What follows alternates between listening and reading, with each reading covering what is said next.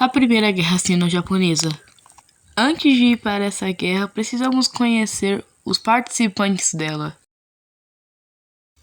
Primeiro temos a dinastia Qing, atual China, que estava enfraquecida por causa das guerras do ópio contra a Grã-Bretanha e a Guerra Sino-Francesa contra a França. Segundo, nós temos a Coreia. Nessa época não era dividida entre norte e sul como hoje em dia, e era um estado vassalo da China ou dinastia Qing. E terceiro e último, mas não menos importante, o Império do Japão, que se modernizou e estava com necessidade de expansão na Ásia. A dinastia Qing, atual China, tinha relações tradicionais com a Coreia, que nesse tempo não era separada em norte e sul, sendo um estado vassalo da China, pois era considerada uma região estratégica e era uma península aberta ao Oceano Índico na Ásia. A China estava enfraquecida devido às guerras do ópio e à Guerra Sino-Francesa na segunda metade do século XIX. E, diferente do Japão, a China não se modernizou.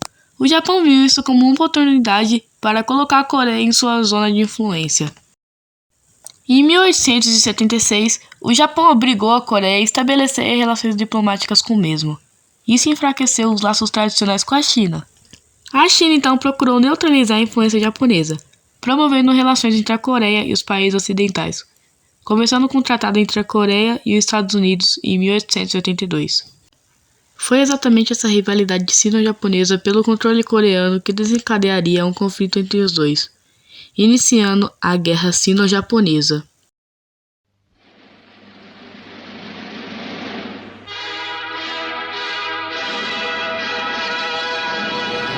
O motivo para o conflito aconteceu no dia 28 de março de 1894, com o assassinato de um revolucionário coreano aliado do Japão, Kim Ok-kyun. Kim-un foi morto em Xangai por agentes de um dos principais generais da China, Yun Shikai. Após morto, Kim-un foi enviado para a Coreia. Ele foi enterrado? Não, esquartejado e exibido em praça pública. O Japão encarou isso como uma ameaça direta. Quando a China enviou 2.800 soldados sob a liderança do general Shikai para a Coreia, o Império do Japão enviou 8.000 combatentes e, como esperado pela diferença massiva de soldados, ganharam dos chineses. Logo após isso, invadiram Seul, a atual capital sul-coreana, e capturaram o imperador coreano em 8 de junho de 1894.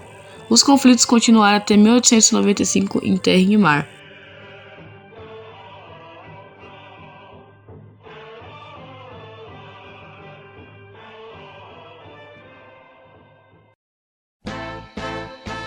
A guerra terminou em 17 de abril de 1895 com o Tratado de Shimonoseki, que tornou a Coreia independente da China, e a mesma foi obrigada pelo tratado a indenizar o Japão pelos danos de guerra e deixar navios japoneses adentrarem seu território em rios como o rio Yangtze.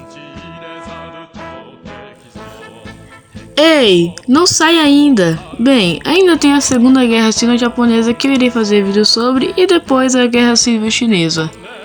Espero que vocês tenham gostado do vídeo. Se gostaram, compartilhem, deixem um like e se inscrevam. É isso, até!